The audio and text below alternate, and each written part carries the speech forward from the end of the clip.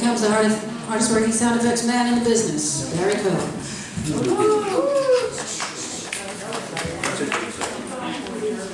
All right, everybody, please fasten your seatbelts. We're in for a bumpy ride. Some of you may have heard that Alex did not show up today because he's coming from Port Jervis. So we may have to get him back here and just make him sing in front of you for as long as we can stand it. But at the moment we have divided up his speaking parts and his songs, and I do apologize, but there's only so much we can do, short of sending somebody to get him, and I thought of that. And I thought of having him calling his songs on the phone and holding the phone up to the mic. But he doesn't have an iPhone, so... All right, I'm just going to do one thing before we start.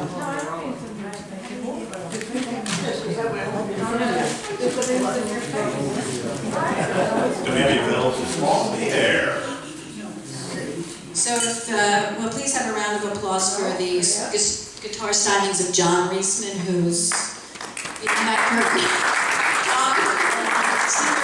Stick your head out.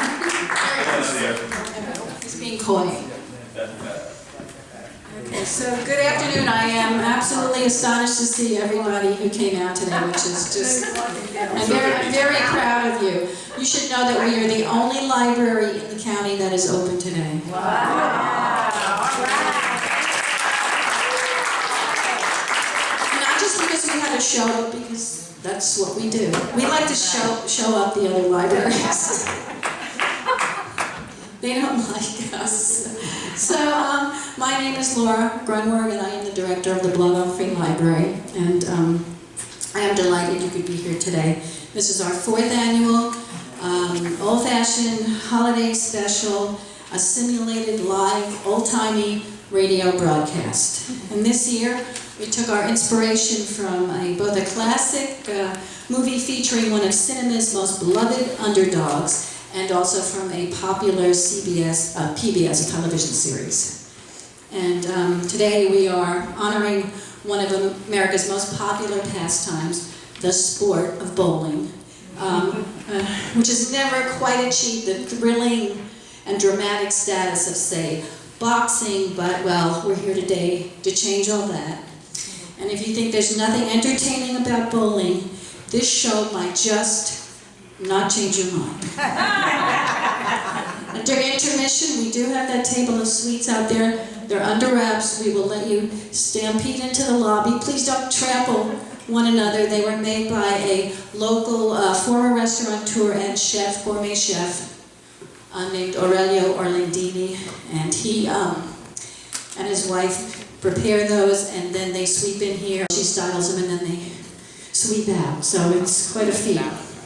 So without further ado, and seriously, any rehearsal whatsoever, because, well, we didn't have people to rehearse with, we present once again a Blauvelt Free Library old-time radio holiday special.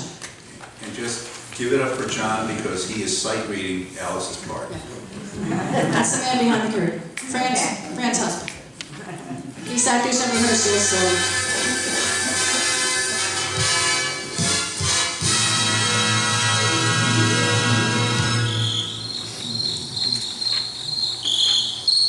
We're just waiting. Wait. Can I have that fanfare again?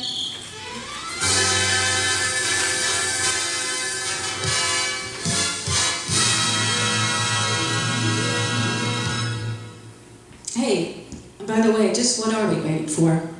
Well, 3 years ago, we booked a little drummer boy, and we got a beatnik bongo player. I think some of you remember that.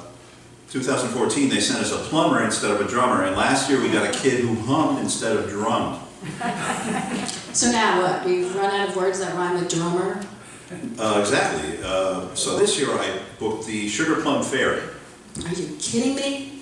The Sugar Plum Fairy is a dance number. You can't feature a dance number on a radio broadcast. So what are we going to do? Write a new song on the spot with no preparation or rehearsal? Unless it's the easiest kind of music in the world to compose. You mean sitar music? No, country and western.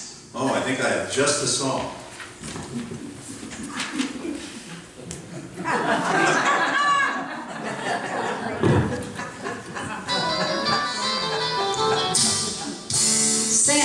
lot like Daddy, or Daddy looked a lot like him. It didn't come down the chimney, I just don't know how he got in.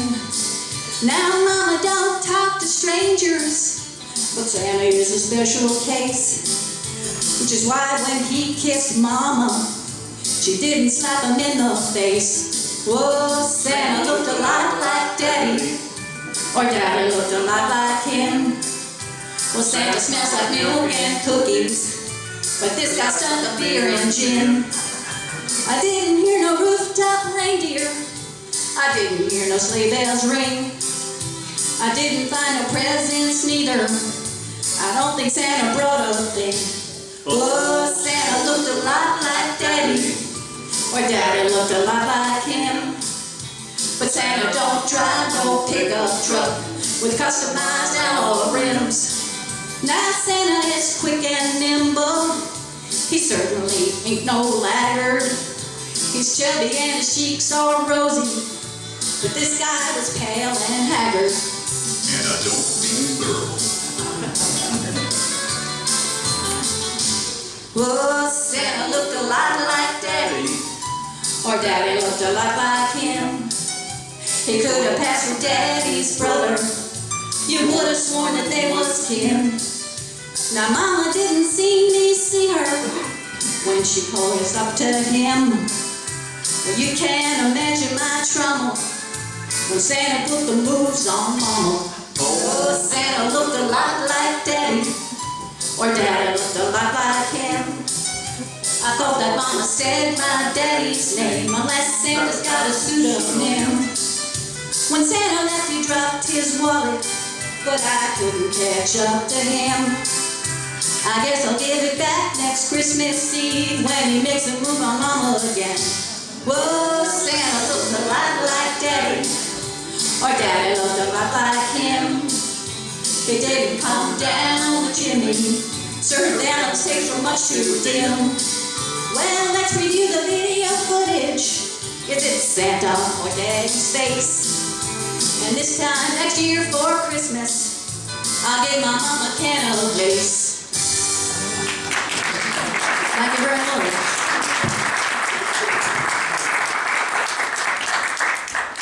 Top of the morning to ya.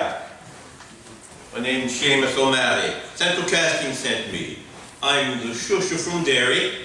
Not the shusher from Derry, we booked the Sugar Plum Fairy. Oh my God, is that shusher as in skiing? They sent us an Irish skier. No, shusher as in libraries. You know. Wow, you think I would have seen that coming. Sorry, Seamus, but we can't really use you in the show. Wait, I got it. Okay. Ladies and gentlemen, let's give it up for the shusher from Derry, Maestro.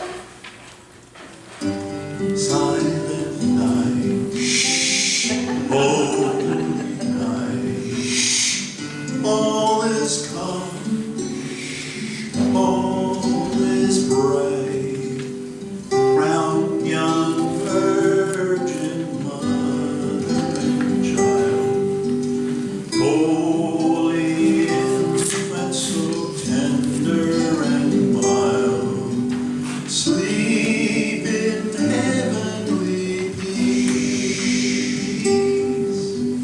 sleep in heavenly peace.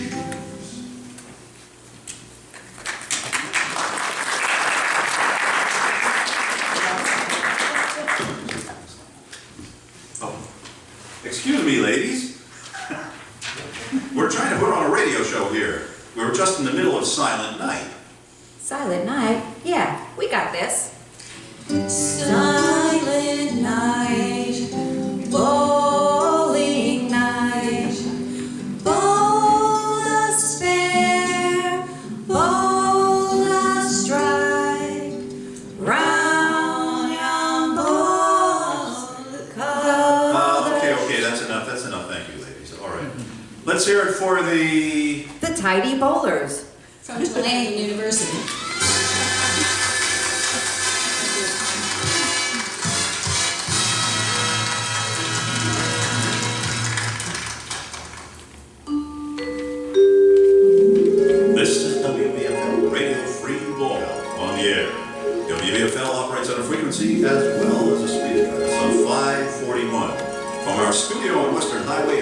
the Park with the Lion, just north of the former Blauvelt Hotel, and conveniently located for all your hiking, biking, and Klondiking needs next to the Joseph B. Clark Rail Trail. With a power of over 50 watts, WBFL reaches an area of more than 3 square miles. At the tone, the time will be 2:55 p.m.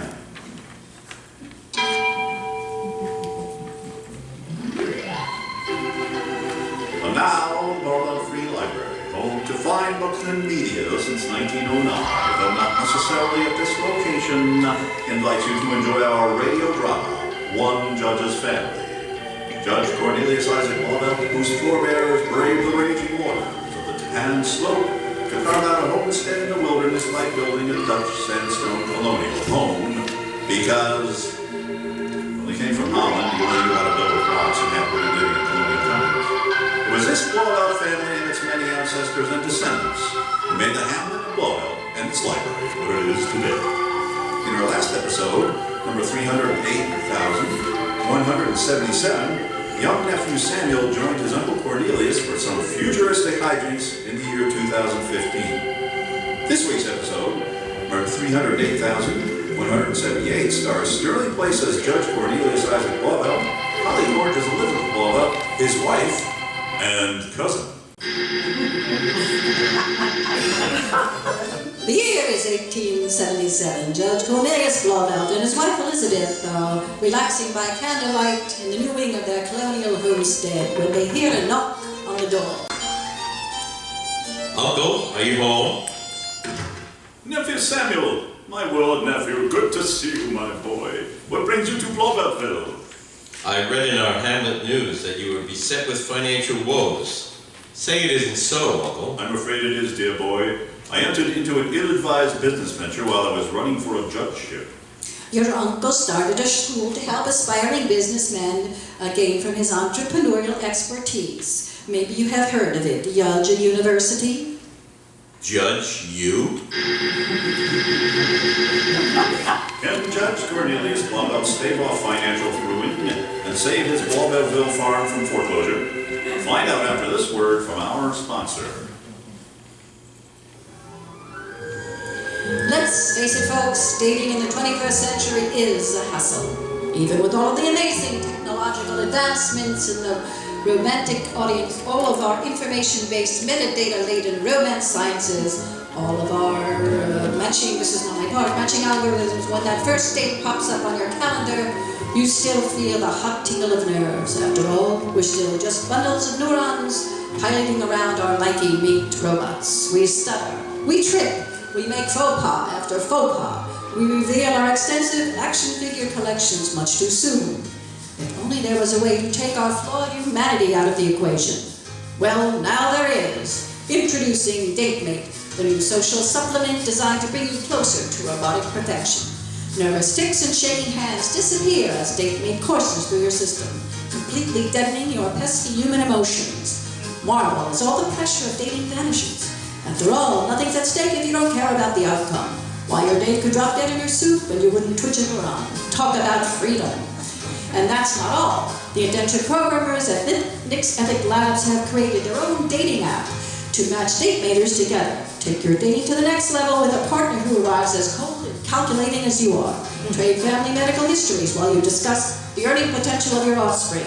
Identify flaws in your date's physique and critique their idiosyncrasies as they do the same for you in a clinical manner. Agree on a prenup before your $10 cup of coffee is cold. With DateMate, the possibilities are calculated and limited. Order today while supplies last.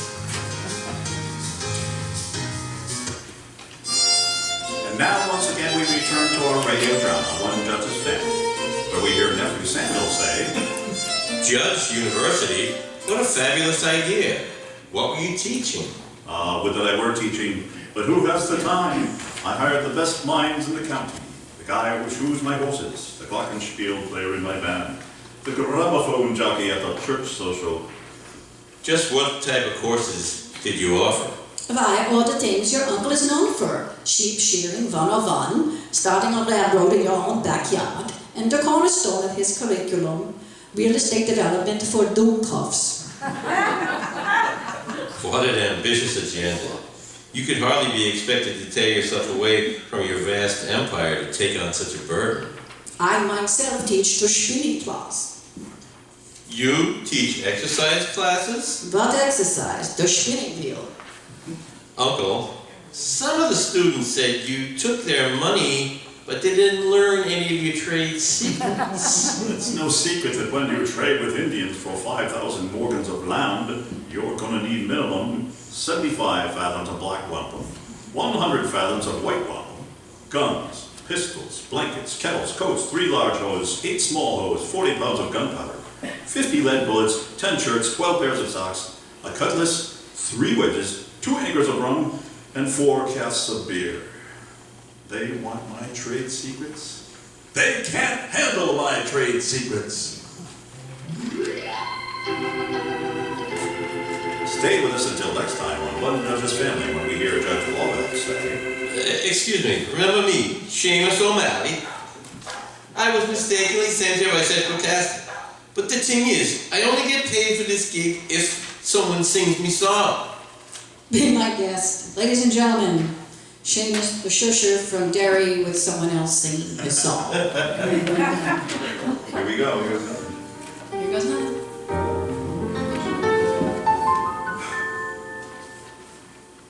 I'll be home for Christmas.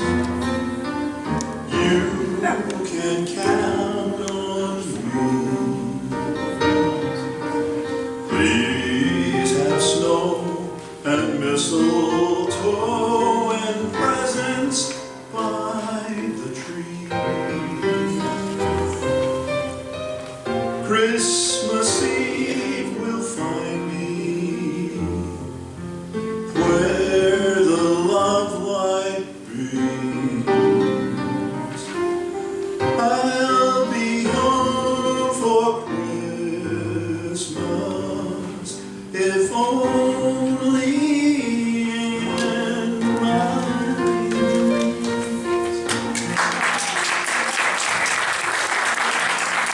Well, I'm fresh off the boat from Derry where I studied shushing as a young lad. Fact is, I come from a long line of shushers.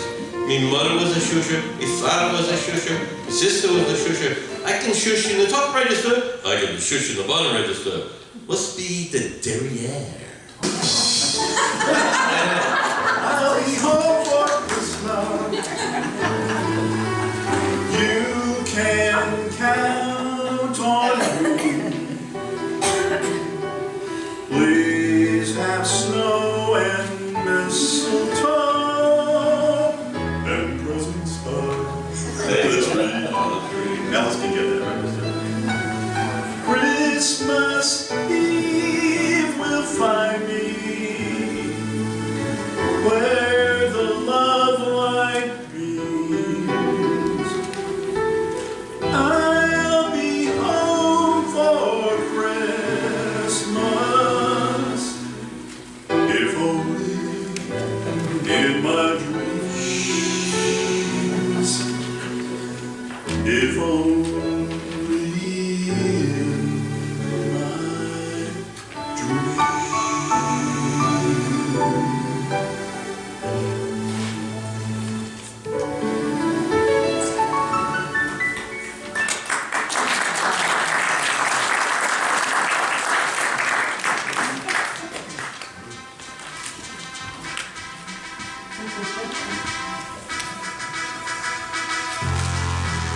And now, the Blauvelt Free Library Players salute one of Filmden's most iconic characters.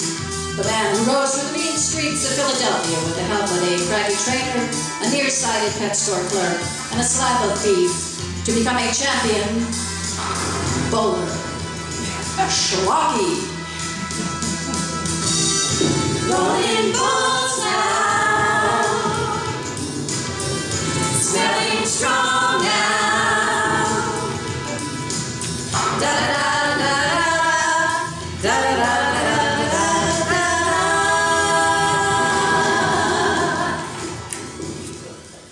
Our story begins when Schlocky visits his neighborhood pet shop because he has a crush on the clerk who works there. Yo, Adrian, I think I need a pet. Well, what kind of pet were you interested in? We've got puppies, we have kittens. No, nothing warm-blooded. I'm going on tour, so I ain't gonna be around for a while. I need something I don't gotta walk. What kind of tour are you going on? Are you a rock star? You could say that. I'm a pro bowler. Maybe you heard of me. Schlocky.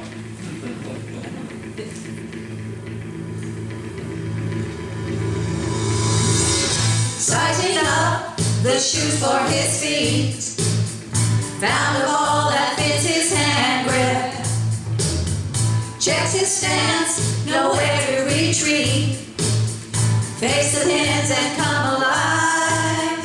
It's the eye of the bowler, it's the spin of the ball, it's the smell of the shoes others have worn, it's the wax on the lane and the score frame by frame.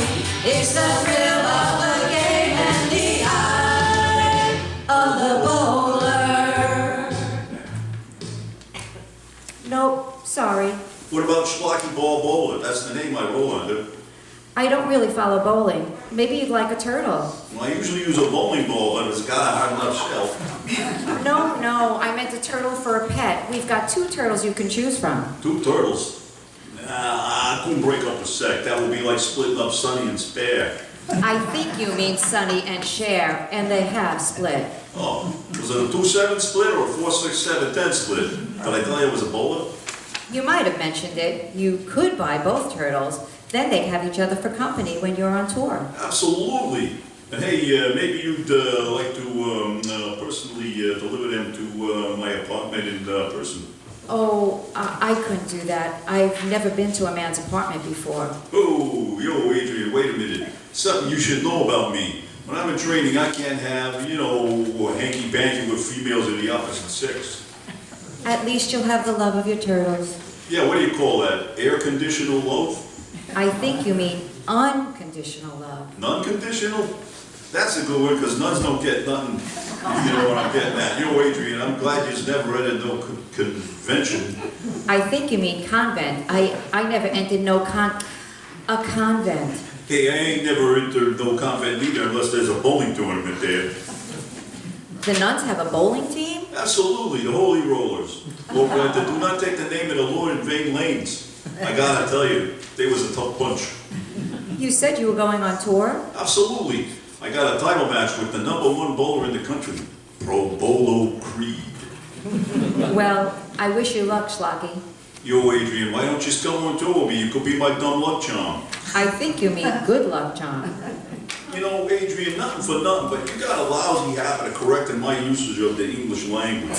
You keep that up and you could give a guy an inferiority complexion. I think you mean an inferiority never mind. Hey, I might not be the brightest. Hey, I might not be the brightest bulb in the garden, but I'm on his gut. Because, Adrian, to use another gardening metaphor, you're kind of a wallflower. What do they call it, a shrinking violation? You know what I mean.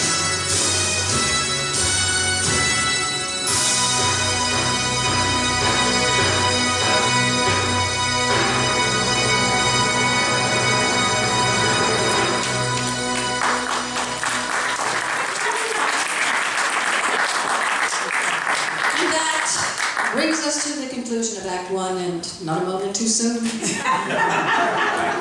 That's actually in the script. I had a premonition.